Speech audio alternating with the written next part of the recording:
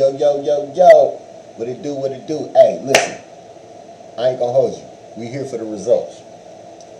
I'm finna shut my camera off and we finna watch this. Hold on.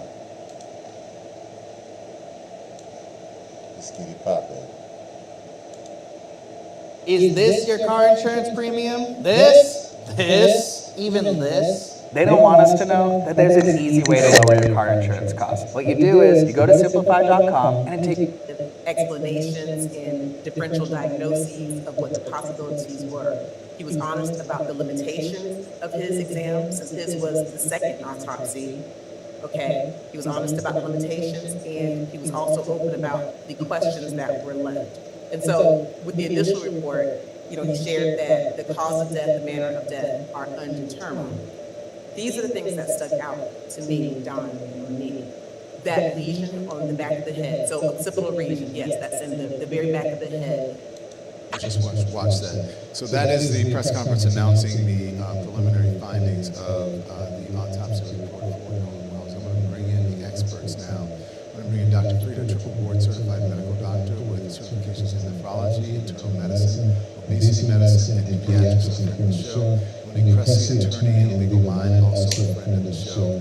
They both join us now. So thank you both for joining. It's an emotional press. Or say briefing update, or whatever you like to call it. But his two white friends got his cell phone and threw it away, got his clothes and threw it away, and then went and deleted all of their text messages with him and social media. Sounds familiar? And they've only been charged with tampering with evidence.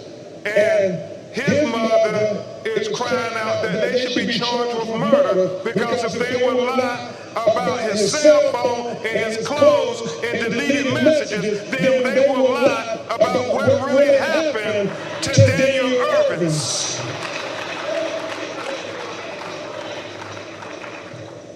And then there's the matter of President Johnson, Christine Clark, of 18-year-old Tyler Smith. Tyler Smith, on 4th of July, was at a house party with about 10 other people. He was the only black person at the house. He somehow ends up shot in the head, dead. Some of the friends get rid of the gun. The police show up. They tell the police it was an accident. It was an accidental shooting, that they were playing Russian roulette. And Tyler Smith ended up getting killed. And apparently, Christine Clark, President Johnson, the police just took their word for it. His mother and grandmother are incensed. They asked the police, did you do a gunshot residue test on his hands? And the reason they said they had to call us, like Daniel Irvins and Nolan Wells' family, because the police told them, President Johnson, that there was no need to do gunshot residue on his hands or any of the other people in the house, because I don't understand this logic, but they said if they were playing Russian roulette, then all of them would have gunshot residue on their hands. So we don't need to do gunshot residue tests. It makes no sense whatsoever. So they are taking the word of these 10 people that your son just killed himself. And you don't have to worry about doing any investigation or anything, just take our word for it. Now, can you imagine in any three of these scenarios, had the survivors been young black men and they were with a young white man and he ended up dead, what kind of investigation would there have been? What kind of interrogation would there have been? Would they have ever been able to see the light of day until those questions were answered? Well, just like you would do a thorough investigation for your children, we want you to do a thorough investigation for our children.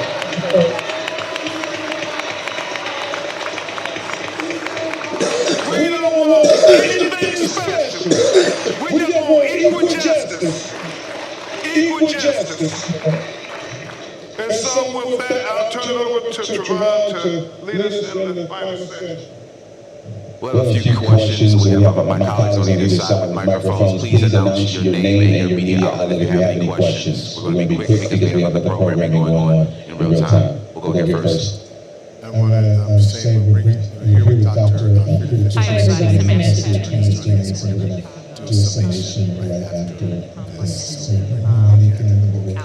Inventory trackers, onboarding tools. The back of his head is something that was of great concern to him. Thank you.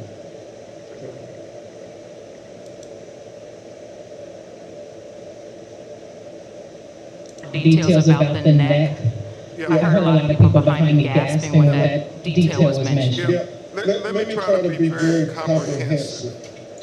As Dr. Roger Mitchell said, that the focal area of red discoloration in the soft tissue of the back of the head, the occipital region, is significant because he cannot determine why you have that red discoloration in the back of his brain.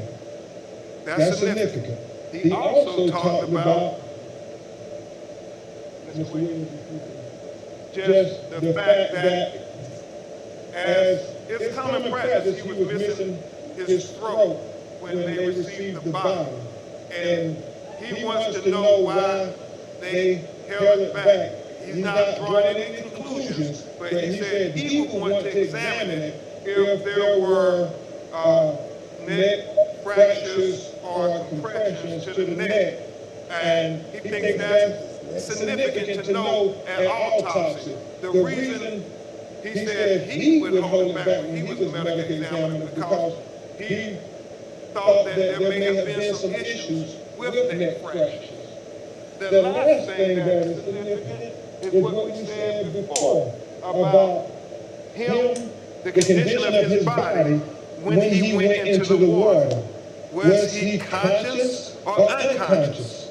Was he forced or unforced into the water?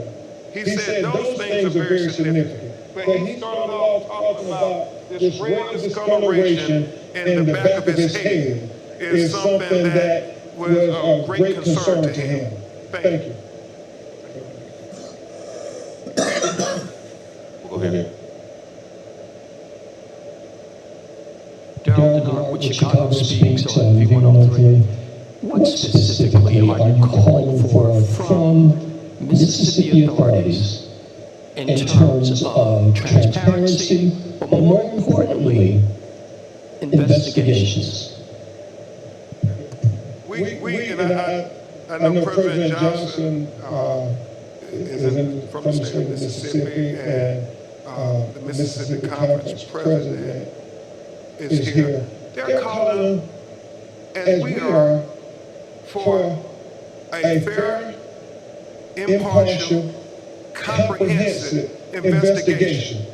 When Nolan's parents heard the sheriff say there is no foul play at the beginning of the investigation, that is cause for concern, major concern. You haven't even investigated, but you're saying no foul play. And so we want them to dot every I and cross every T. You know, we have a meeting with the district attorney, and we expressed to them about our lived experiences. Our lived experiences. The fact, and you know, they said that's not what happens in her office, but we said, we believe if the roles were reversed, and there were 3 young black 18-year-olds, and there was a white 18-year-old who was with them, and he ended up dead. We don't believe that those young black men would not have been interrogated to the full extent of the law. We believe that it would not have been a choice whether they were going to cooperate with law enforcement if their lawyers and them were going to cooperate. No, they would have been held until they gave answers. They would have been held until they explained the cell phone in their possession. They would have been held until their cell phones have been examined. And so whatever you would do, had the roles been reversed, we want you to do the same thing for Nolan Wells.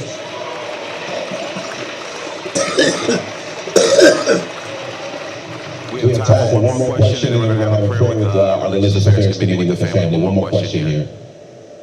What's there?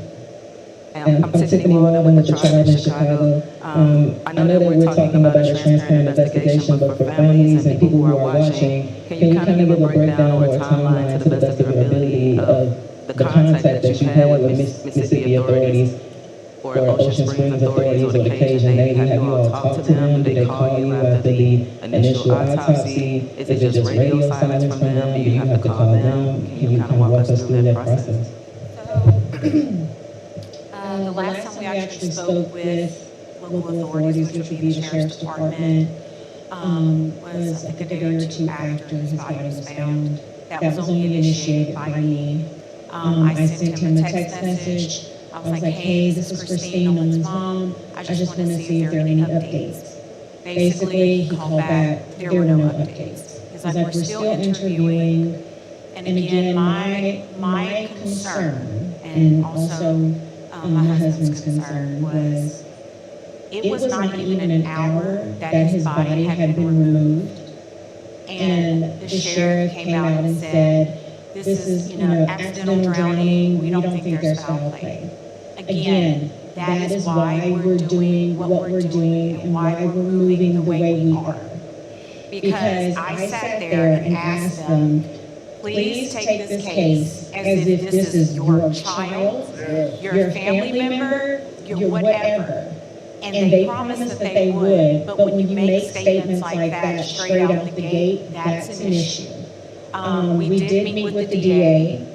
She did promise, transparency and all of this, all of that. However, damage has already been done, because now that's the narrative that's being pushed by the general public, who again know nothing really, only what they're hearing from other people. So in addition to that, it's all these things coming up. And at the end of the day, like I said before, any parent that would be in this situation, you would do anything to find out what happened to your child. And that is what we're here to do.